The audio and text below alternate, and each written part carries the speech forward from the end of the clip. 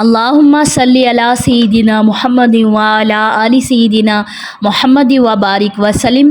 Daily Islamic network YouTube channel پر آپ سب کو خوش آمدید۔ مکمل واقعہ کربلا انشاءاللہ تعالی مختصر وقت میں آج سے پہلے آپ نے کبھی نہیں سنا ہوگا۔ واقعہ کربلا 10 محرم الحرام 61 ہجری مطابق 680 عیسوی کو پیش آیا۔ حضرت معاویہ کے انتقال کے بعد اس کا بیٹا یزید خلافت پر قابض ہو گیا۔ یزید فاسق، فاجر اور دین اسلام کے احکام کا مذاق اڑانے والا شخص تھا۔ یزید نے مدینہ کے گورنر ولید بن عتبہ کو حکم دیا کہ حضرت امام حسین علیہ السلام سے بیعت لی جائے ورنہ قتل کر دیا جائے۔ امام حسین علیہ السلام نے بیعت سے انکار کر دیا کیونکہ وہ باطل کی تائید نہیں کر سکتے تھے۔ امام حسین علیہ السلام نے مدینہ چھوڑ کر مکہ مکرمہ ہجرت کی تاکہ خون ریزی نہ ہو۔ اہل کوفہ نے پھر امام حسین علیہ السلام کو بہت سارے خطوط بھیجے اور وعدہ کیا کہ وہ ان کی مدد کریں گے۔ امام حسین علیہ السلام نے پہلے حضرت مسلم بن عقیل کو کوفہ روانہ کیا تاکہ صورتحال کا جائزہ لیں۔ حضرت مسلم بن عقیل جب کوفہ پہنچے، لوگوں نے ابتدا میں ان کا ساتھ دیا، مگر بعد میں ابن زیاد یزیدی گورنر جو تھا اس کے خوف سے سب نے ان کا ساتھ چھوڑ دیا۔ حضرت مسلم بن عقیل کو شہید کر دیا گیا۔ امام حسین علیہ السلام اپنے اہل بیت اور چند ساتھیوں کے ساتھ مکہ سے کوفہ کی جانب روانہ ہوئے۔ راستے میں خبر ملی کہ حضرت مسلم بن عقیل شہید ہو چکے ہیں، مگر امام حسین علیہ السلام نے دین کی بقا کے لیے سفر جاری رکھا۔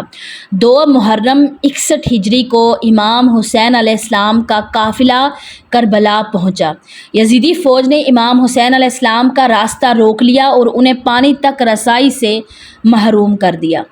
امام حسین علیہ السلام نے بار بار یزید کے لشکر کو نصیحت کی اور حق کا اسلام کا پیغام پہنچایا۔ امام حسین علیہ السلام نے فرمایا کہ میں یزید جیسے فاسق کی بیعت نہیں کر سکتا۔ امام حسین علیہ السلام نے رات بھر عبادت کی، قرآن پاک پڑھا اور دعائیں کی۔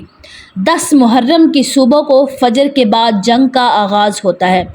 امام حسین علیہ السلام کے ایک ساتھی نے عظیم بہادری کے ساتھ جنگ کی۔ حضرت علی اکبر امام کے جوان بیٹے، حضرت قاسم حضرت حسن کے بیٹے، حضرت عباس علمدار کربلا سب شہید ہو گئے۔ علی اصغر کی شہادت بھی وہاں پر اسی مقام پر ہوئی۔ امام حسین علیہ السلام نے 6 ماہ کے علی اصغر کو پانی کے لیے میدان میں لایا۔ یزیدی سپاہی نے حملہ کیا، تیر مارا جو کہ بچے کے گلے کو پار ہو گیا اور 6 ماہ کے ننھے علی اصغر کو شہید کر دیا گیا۔ امام حسین علیہ السلام نے تنہا یزیدی لشکر کا مقابلہ کیا اور بہت سارے یزیدی سپاہیوں کو جہنم واصل کیا۔ آپ شدید زخمی ہونے کے بعد آپ نے ہمت نہ ہاری، آپ نے ان کا ڈٹ کر مقابلہ کیا اور آپ نے وہ عظیم قربانی دی کہ جو آج تک تاریخ میں نہ کبھی ہوئی تھی اور نہ کبھی ہو سکے گی۔ امام حسین علیہ السلام کو زخمی ہونے کے بعد شمر ملعون نے سجدہ کی حالت میں ان کا سر تن سے جدا کر دیا۔ بی بی زینب اور حضرت سجاد علیہ السلام جو کہ بیمار امام تھے اور باقی خواتین اور بچے، انہیں قید کر لیا گیا اور انہیں کوفہ اور پھر شام کے دربار میں ذلت و ظلم کے ساتھ پیش کیا گیا۔ بی بی زینب سلام اللہ علیہا نے خطاب دے کر یزید کے دربار میں لرزہ مچا دیا اور اسلام کی سچائی اور اہل بیت کے مقام کو واضح کیا۔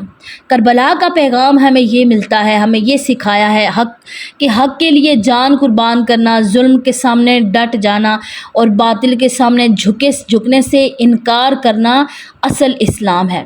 امام حسین علیہ السلام نے فرمایا کہ اگر دین محمد صلی اللہ علیہ وآلہ وسلم میری جان کے بغیر باقی نہیں رہ سکتا تو اے تلوارو آ جاؤ۔